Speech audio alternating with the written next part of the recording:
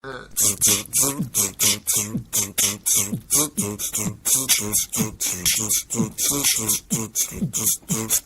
is up today, party people? How you doing? Hi diddly ho diddly neighborinos and respectful salutations to you, Bobby B- Brackens. Today is the main event, what we've all been waiting for, hopefully, because I've been making a big stink about it for a couple weeks in a row now, but it should live up to the expectations, because today we are going to a fan favorite plane. We are checking out Olive D Mythics in original Zendikar block. So with that, I have to say, welcome to Zendikar. Welcome to Zendikar. Blood and buzz and Zendikar. Blood and Zendikar. Blood and Zendikar. It's Zendikar, Mr. Brackens. The land set. Lands matter. We got enemy colored fetch lands. We got landfall triggered abilities. We got full art basic lands. It's Zendikar. Original Zendikar was released in early October 2009 to the roar of the public.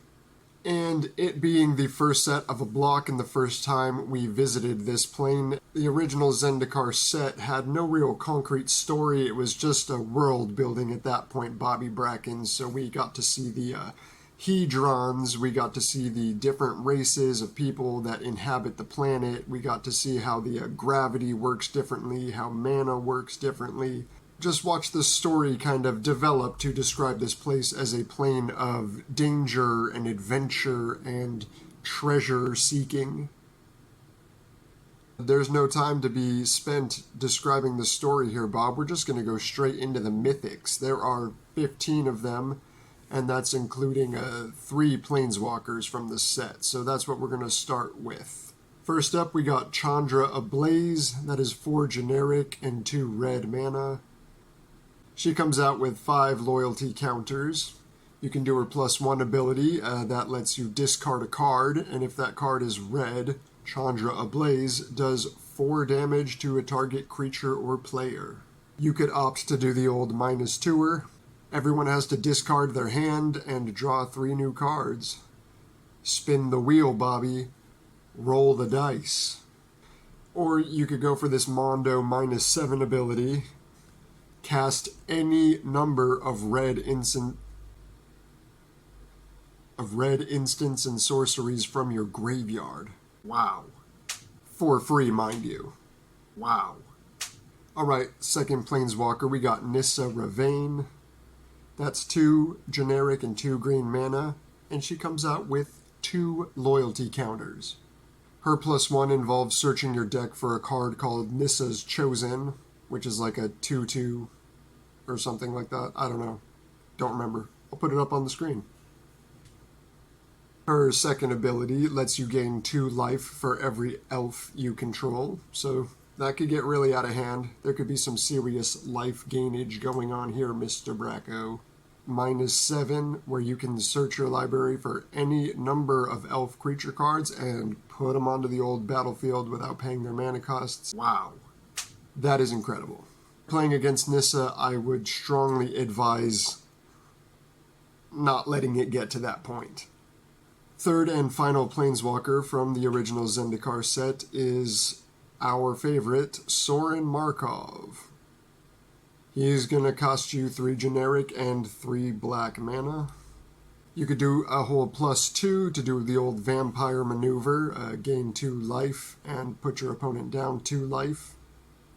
You could do a -3 and do another vampire trick and just put your opponent's life total down to 10. Wow. Or you could opt to do the -7 and do the old Mindslaver routine and control your opponent's next turn to devastating effect.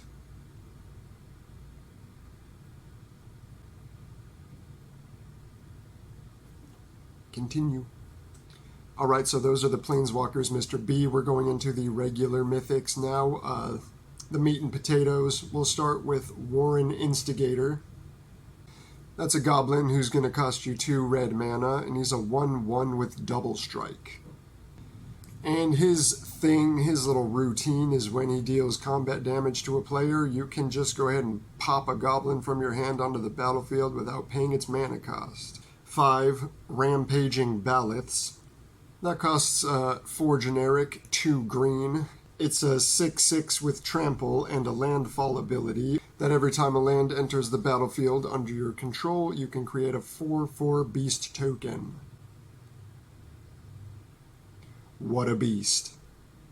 6 Obsidian Fireheart. That's a 1, a red, and a red. And the stats on that is 4/4. A 4/4. He's just got an ability where you can pay 1, a red, and a red as many times as you want to put a blaze counter on target land. And any land that has a blaze counter on it is going to do 1 damage to its controller upon upkeep, and it can't be removed by this creature being removed from the game or dying. So it stays on the land and keeps doing damage. It's pretty cool, Bob. It's pretty cool. I gotta give it that. 7 Lotus Cobra. That costs a measly 1 generic mana and a green. And it is a 2/1 with a landfall ability, where every time a land enters the battlefield under your control, you can add 1 mana of any color to your mana pool. I don't know about this one, Mr. B. It seems kind of like lackluster, kind of mediocre. It seems like it's just coasting on having Lotus in the name and having a mana ability. It doesn't seem that great. Maybe in practice it's amazing, but I feel like this is just like one of those things where if you put the word Lotus in a card and have it do with mana, it doesn't matter what it does. It's going to cost $20 and be thought of as incredible. But honestly, a 2/1 creature with no evasion as a mythic, I'll just never understand it. Next up, we got Felidar Sovereign. That's 4 generic and 2 white. It is a 4/6 with vigilance and lifelink. And at the beginning of your upkeep, if your life total is 40 or above, you win the game automatically. Wow. And this is pretty crazy because I checked it, and it's actually legal in Commander, where your starting life total is 40. So this doesn't seem so difficult to crack off if that was the case, Bob. But I guess it's something you could do, so thank me later. Or maybe a bunch of people have tried to do this and it just sucks. I don't know. But I think it would be good. Wow. 9, we got Eldrazi Monument. This is an artifact that costs 5 generic mana. That gives all creatures you control +1/+1 flying and indestructible as long as this artifact is out. But you have to sack a creature every upkeep, and if you can't sack a creature, you gotta sack this artifact. So maybe a little too balanced there, Bob. Maybe a little too balanced. Alright, next up, number 10, we got Eternity Vessel. This is an artifact that's going to set you back 6 entire generic mana, Mr. Brackens. It enters the battlefield with a number of charge counters equal to your life total at that moment. And then a landfall ability where every time a land comes under your control, you can pop your life total back up to the number of counters on that artifact. So,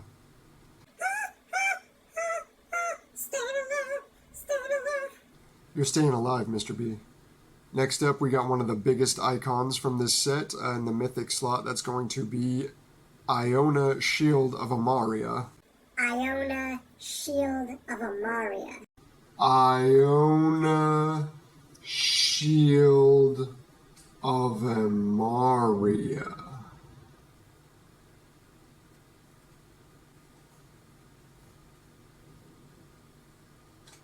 Why do I do this?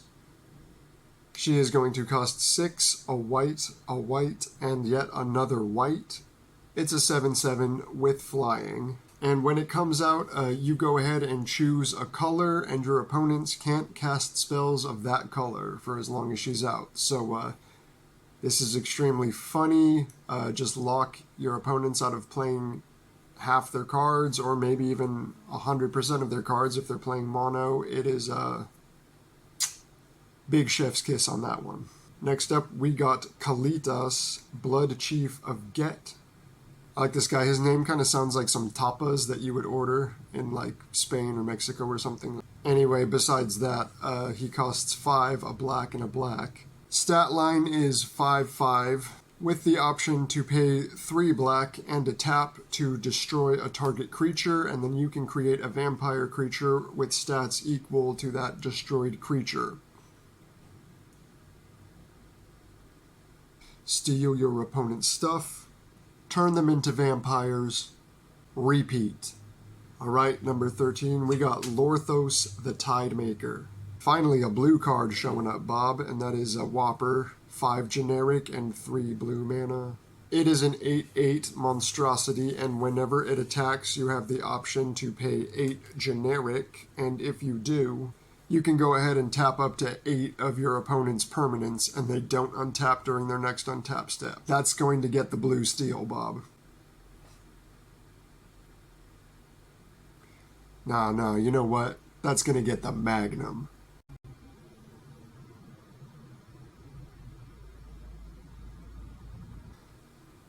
Magnum. 14, Mindbreak Trap. This is a really well-known one, really crazy stuff going on here, Mr. Brackens.